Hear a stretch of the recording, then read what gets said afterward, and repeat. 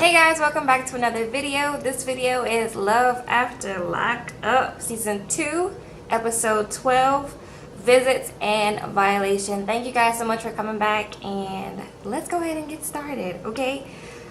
We started with Megan, Michael, and Sarah, but you know what? I'm going to save them for last because it was just too good this episode, okay? It was just too good. So you got to wait till the end to see Megan, Michael, and Sarah, okay? Okay, we're going to start with Lizzie and Scott first. Okay, scenes opens up. Lizzie, she got the credit card, y'all. She done got Scott's credit card. Okay, she's meeting up with one of her friends named Mel, who she knew in prison, just got out, fresh out. Okay, Mel wants to go shopping. Mel wants to go shopping, so her and Lizzie meet up to go shopping. Yeah, so they got the credit card. They're in some like nice boutique. I'm like, why didn't y'all go to the Dollar Tree, you know, so you buy some clothes? If I'm fresh out and I ain't got no money, sis, I might have to hit up the Dollar Tree, you know, like Jasmine say, the Goodwill, something like that. No, they go on boutique shopping, okay? Because they got money to blow, apparently, all right? Scott's money to blow, okay? But this is a Week TV production, so you know they probably couldn't hit up the Walmart or whatever. They needed a nice location to shoot, so they got the boutique, all right? So they're in the boutique, and the first thing they do when they're like looking around, Lizzie's like, hey, so I gotta tell you something. That's what I gotta tell you. And she's like, oh my god, sis, you're engaged? Oh my gosh, that's crazy. Mel's like that's crazy, like it's way too early to be fresh out and then worrying about a relationship. She's like, I don't even want her boyfriend right now because I gotta work on me. And Lizzie's out here engaged. Okay, so Mel is the whole time like, so you ready, or you just what you doing? Like, why are you doing this? And Lizzie's like, well, I love Scott, and yeah, I'm ready to be with him and I love him. And shut up, Mel. You're messing this up for me. You're just like Jasmine. You just don't want me to be happy. Shut up. And so Mel is like, you know what? Like, you sure you love him, or you sure you just don't love the idea of him, sis? And she's like, no, I mean, at first he was a trick. And, I mean, he knew he was a trick.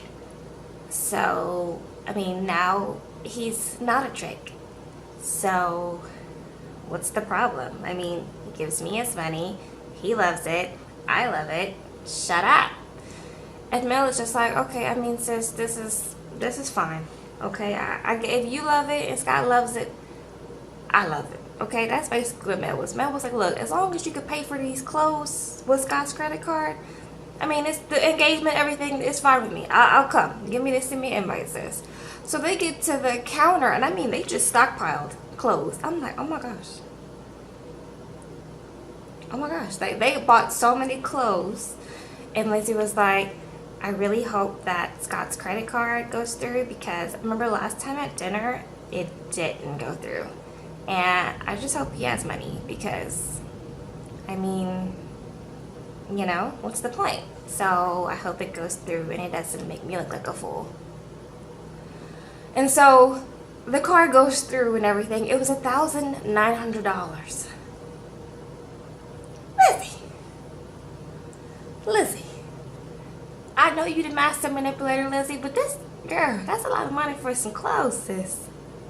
That's a lot of money. You know that man broke. You know that card didn't go through the last time because that man is broke. Lizzie knows what's up. She knows this man is broke. She knows that he's using all his savings or whatever. But she's like, look, I'm fine with it, okay? So that goes through, and then they get back to the hotel, and we catch Jasmine just from a run. Homegirl got her nice little run in. She got her headphones in, you know, nice little jog. She comes out and she's like, hey, what's up? And Jasmine's always ready to be on her mama or whatever, you know. She's like, mama needs to be on point, and Jasmine is ready to like get the whip ready to make her mama get back on the path. But child, Jasmine runs up. She says, Lizzie's like, hey, this is And Mel's like, oh my gosh, a little Lizzie, this is crazy. Oh my gosh, hey. And Jasmine was like, hey, what y'all was doing? And they were like, we were shopping. And Lizzie and Jasmine was like, how much did y'all spend? And Lizzie was like, we spent $1,939.14. And Jasmine was like, that's not okay. That's, whose money is that? Scott's money? This is not okay. And then Lizzie's like, bye, Mel. I'm gonna have to work this one over, okay? Bye. What, Jasmine? What? And Jasmine's like, why are you using all this man's money, Mom? This is so stupid. We're in the hotel and you want to pay $2,000 worth of clothes? So dumb. And Lizzie's like, I know, like, but see, Scott gives it to me. So I like to shop. Why can't I treat myself and have a good time? I like to shop. What are you doing, Jasmine? Shut up. We talked about this. I'm the master manipulator. Shut up. Let me do my job. You do your job and just shut up. But Jasmine is like, you know what? You're a greedy bitch, Mom. And then like she flicks her off as she's like walking away. And I'm like, I mean, Jasmine, what? Jasmine, I guess, I mean, I feel for Jasmine, but at the same time, your mama not gonna change, Jasmine. Your mama is not gonna change. This woman is a manipulator and will lie to you in your face. Like, Lizzie is so far gone. And then we got a little commercial clip too. Lizzie is back in the church just. I used to be really sexual, but I'm not anymore because I found Jesus. That's basically what she said, okay? And I was like, all right, Lizzie, if, you know, whatever you tell me, I'm going to believe, okay? Whatever you want to sell, I'm buying. Cool. Okay, and that, oh no, okay, then we get Scott's scene. Scott calls our homegirl from the last season, first season, Charlene. Yeah, Charlene. Scott calls homegirl Charlene. Charlene is his black friend who is like, she thinks Scott in this whole situation is stupid, okay? And she doesn't have time for any of it, okay? So that's some background on Charlene. So Scott decides to FaceTime Charlene. Look like Charlene is at work or something. Charlene is like, hey, Scott. Hey. She knows it's about to be something foolish and stupid, so she's like, hey, what's up? And Scott was like, I don't have no money. I blew through my savings and whatnot. And she's like, oh, okay. This is, yeah, you did? This is stupid. All right. Okay. So Scott's like, you think she's going to be mad when I tell her that I don't have no money? And she's like, yeah, she's going to probably throw something at you. You're going to have to duck. Charlene does not care. I don't know why Scott thinks that he can just call Charlene. I guess Charlene needed, she wants to be on the show, one more time. Because Charlene was just like not here for it. Charlene was like, I don't care. Like, whatever. Why'd you call me? I'm at work. I'm on my lunch break. I'm trying to eat me a sandwich. I don't want to hear about you and Lizzie. Okay? This is stupid. So, hey, Charlene. Thanks for making an appearance. But the call was pointless. Okay? It just made Scott look crazy. I was like, bye, Scott. Anyways, that was Lizzie and Scott. Then we get to Matt and Caitlin. Okay? The scene opens up. We're at Matt's mama's house. Every time we see Matt's mama, she in this kitchen cooking breakfast. Okay? This time she got a nice little breakfast. She got eggs. She got some thick bacon. I never seen bacon that thick. Okay, she got some thick bacon and something else. Okay, and Max was sitting there with a bottle of ketchup, putting it on his eggs and whatnot. I was like, okay. So they're in there enjoying a nice breakfast or whatever, and my mom was like, so Caitlin, like, when are you gonna go see your mama at the funeral home? Because Caitlin's mom, Caitlin decided to get her cremated or whatever. So that happened last episode. Caitlin's mama died. And so Caitlin is still like struggling with this. Of course she is. Like, her mama just died. Like, she has nobody now. She said in the last episode that her dad died and her grandparents died. So Caitlin doesn't really have anything stable in her life right now. And so she just entered a relationship with Matt, who is far from stable. Okay? And so Caitlin, we just see it on Caitlin's face that she is struggling. And I feel for Caitlin, And so at this breakfast, Matt's mom is trying to like do small talk with her, make her feel good and whatever. And she's like, Caitlin was like, well, Mama used to love to eat like a big bowl of ice cream, right after dinner. And Matt's mom was like, I like her already. Like, trying to make small talk and trying to make Caitlin feel better. She was like, Caitlin, you're strong, you're gonna get through this. You and Matt are strong. And Matt's like, I mean, Matt is struggling too. Matt is an addict, okay? Matt is he probably was doing meth in prison, okay? He's saying this is his first real relationship. He doesn't know how to really handle Caitlyn. This is a big stress on their relationship too. They don't really know each other, and then her mama dies. He doesn't know how to maneuver this situation or whatever. So I understand, you know, like, okay. And so, but Caitlyn needs someone to be patient with her because she's going through a really tough time.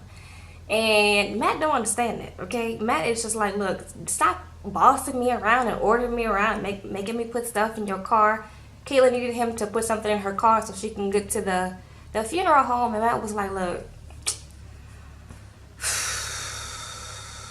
you know what? I'm gonna do it, but with the attitude. And Caitlyn was like, can you just not do it with the attitude? And he's like, I don't think so. And Caitlyn's like, wow, okay. So, I mean, I feel for Caitlyn, like, Matt does not know, he doesn't have the capability to be there for Caitlyn. So it's like she's asking things from him that he is just not ever going to be able to give her, you know? So I feel bad. She gets to the funeral home and Matt makes it there too. I guess this is later. And Caitlyn is just, you know, she's done at this point. She has her head in her hand. She's like, I'm just tired. I'm just tired of all of this. And we get Coretta. Coretta comes in, who's the funeral director, and she's also a grief counselor, okay? And she comes in with Caitlyn's mom's ashes in like a bag, and she's trying to be really empathetic with Caitlyn and whatnot. I'm sorry, y'all. The lighting in here is just terrible because it is thundering and raining outside, okay? I don't know what type of apocalyptic catastrophe is about to happen, but it just got super dark in here. But I'm gonna just keep on going with, okay, y'all.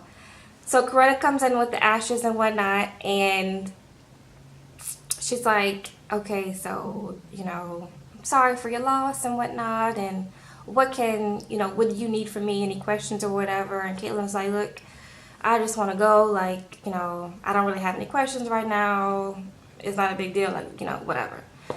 And then she turns to Matt, and she's like, you have any questions for me as far as like how to be there for Caitlyn? Because, you know, Coretta's also a grief counselor, so she's trying to, like, you know, make sure that they're okay when they leave the funeral home, because that's part of her job too.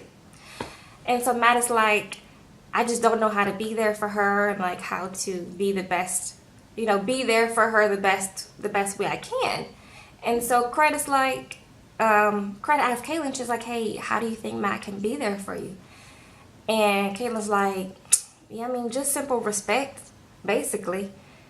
And Matt is like, Matt basically just doesn't get it, okay?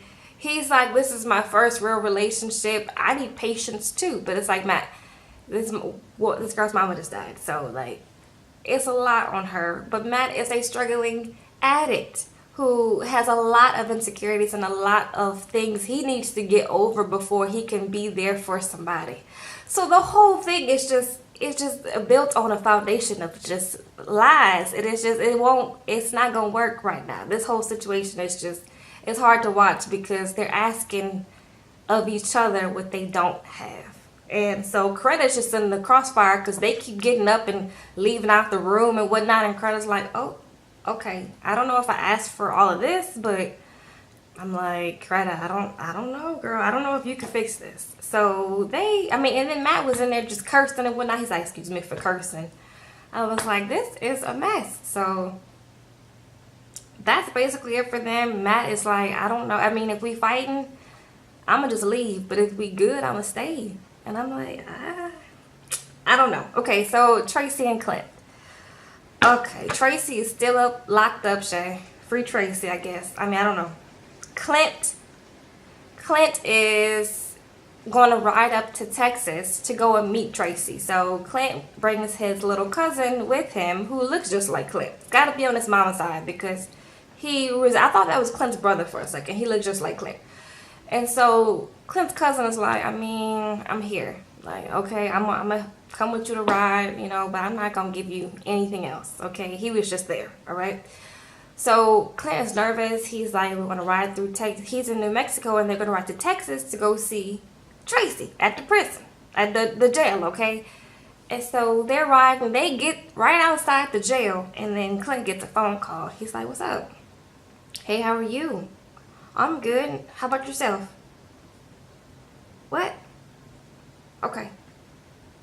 All right. Okay." Phone call ends, right? Then Clint opens the door, and he just throws the phone. And we're like, what?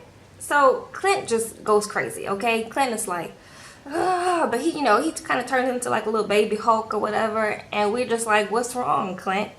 And then Clint's cousin tries to act like he kind of cares. He's like, Clint, what happened? Clint. Clint, what happened? And Clint's like, I drove up all the way over here and, I wasted all this gas and all this time and I'm not even gonna get to see my goddess, and I'm just like, ooh, and I just want to see her, and I'm right here outside of her, and they pay the WeTV pans to the jail, and they literally is like right across the street from the jail. And Clint's like, this is so, I just want to show Tracy that I can be the man who is gonna stick by her side through thick and thin, 'cause that's my wife, okay? And I'm gonna stick by her side, okay? And so then he proceeds like he's gonna run in to the jail or whatever, but we see him stop, and he's like, I love you, Tracy! So everybody like, okay, Clint, okay, alright, okay. Find you a man that loves you like Clint loves Tracy, okay? Because it's just, alright. That's basically what happens to Tracy and Clint. Nothing much. Then we get to Marcelino and Brittany. They didn't really have too much either. We see Marcelino and Brittany are at the park with Brittany's son, Giovanni. Giovanni's really cute. He's a good combination of Brittany and her baby daddy. Cute little kid. They're having fun. He's playing with Marcelino. Marcelino's loving it. We get to see a fatherly side of Marcelino, and it's nice. It's not toxic masculinity. It's nice to see him playing with Giovanni. It's cute, okay? It's cute. And Brittany's loving this whole thing. She's like, I'm glad Marcelino is like, playing with Giovanni and having a good time. And I mean, what else can I ask for? Because we know that Brittany's pregnant, okay? Brittany hasn't told Marcelino that she's pregnant, but she is pregnant, okay? And yeah, so that's basically all that happens. And then Giovanni's just cute. We see Giovanni wants some water, so Marcelino like lifts him up to get some water, and he's just drinking the water like. And then Marcelino's like, you done? It's like, I'm not done. Cute. Okay, cute. And then the next thing we cut to is Marcelino and Brittany have found an apartment, okay? They put Giovanni down to take a little nap, because that was a lot for him at the park. He did the most. And then they come into the living room from Giovanni's room, and we see a picture of one of Marcelino's modeling pictures on the wall. I'm like, this. Go ahead, Marcelino, be proud of your modeling pictures, okay? I was like, that's cute, that's cute. And so they get on the couch, and Brittany's like, I gotta tell you something. And Marcelino's like, what? And Brittany's like, I'm pregnant. And Marcelino just kind of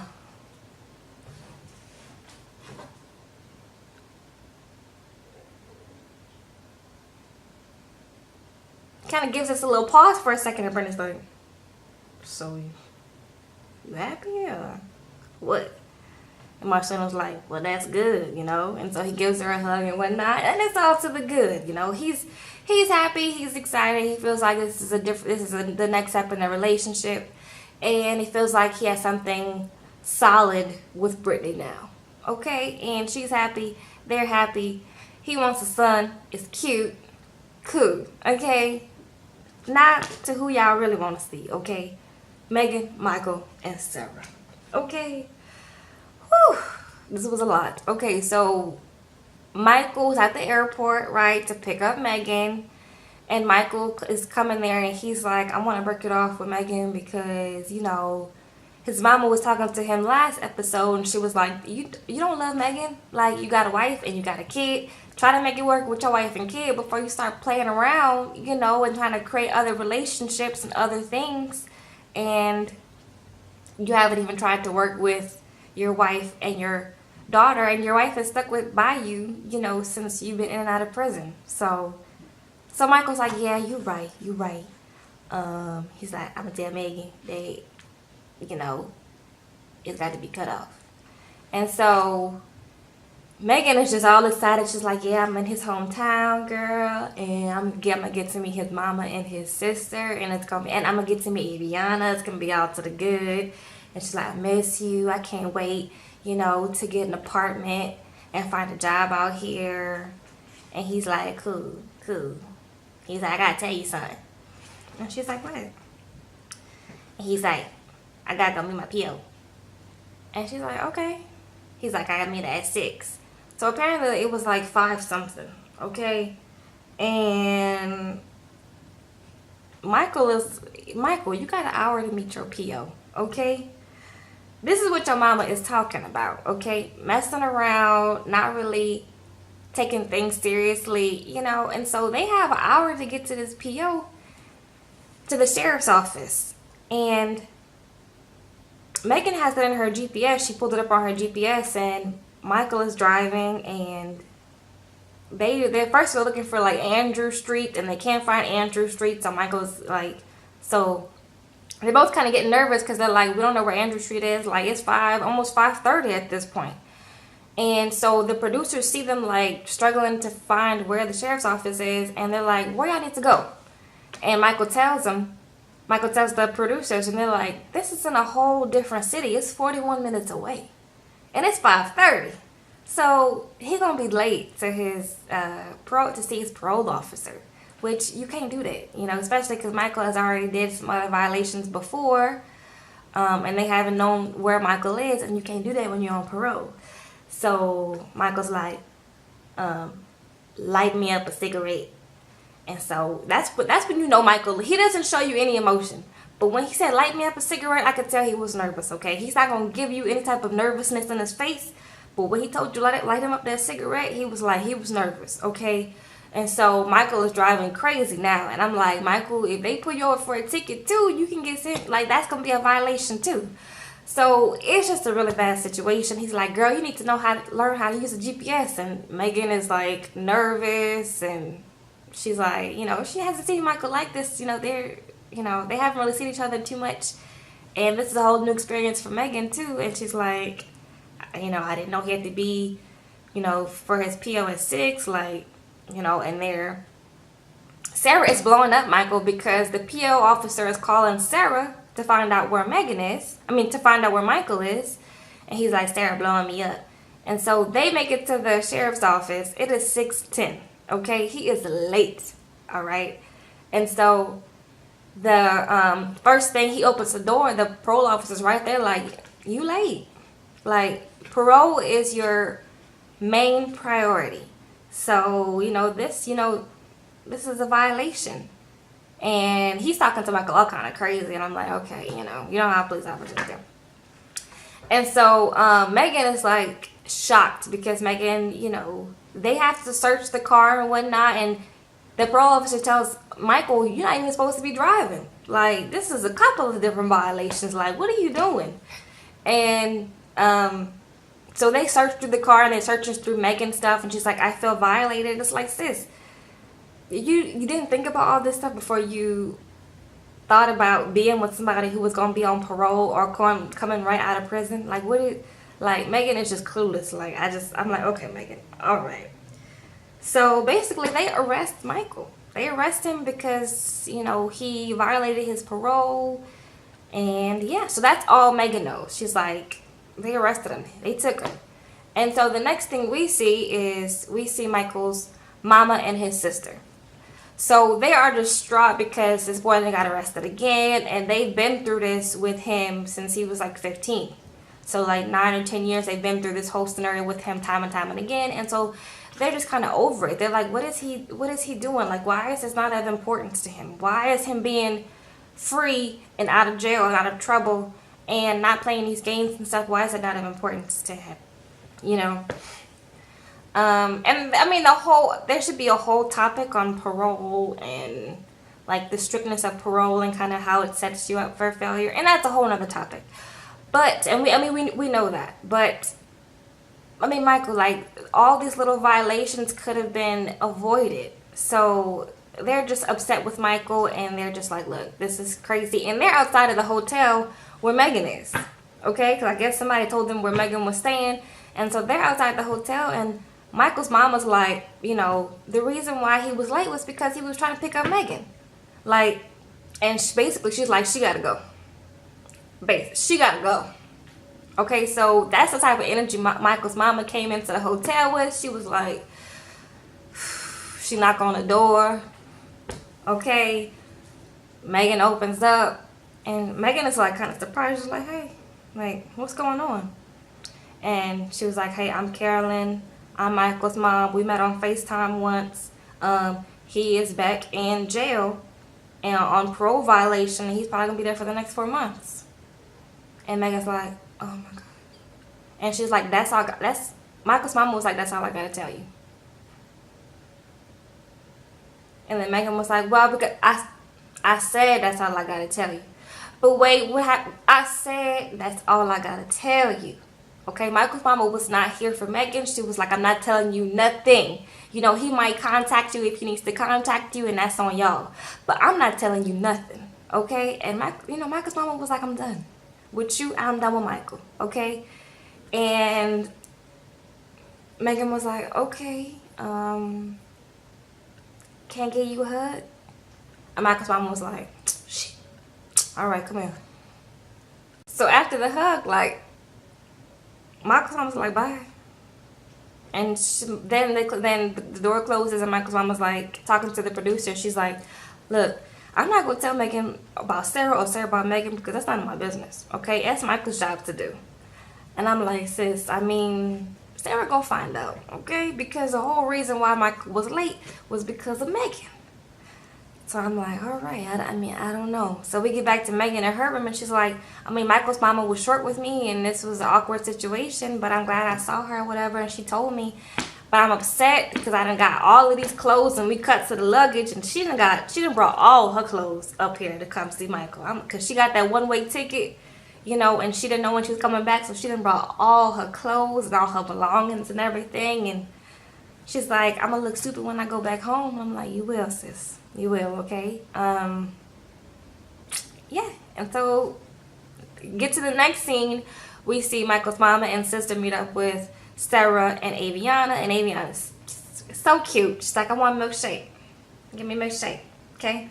And so, Aviana gets her little milkshake. And then, Michael's mama and Sarah are like, again, we gotta deal with this again. And Sarah is unfortunately used to this. And she tells Aviana, she's like, look, Daddy's gonna be gone for a little while.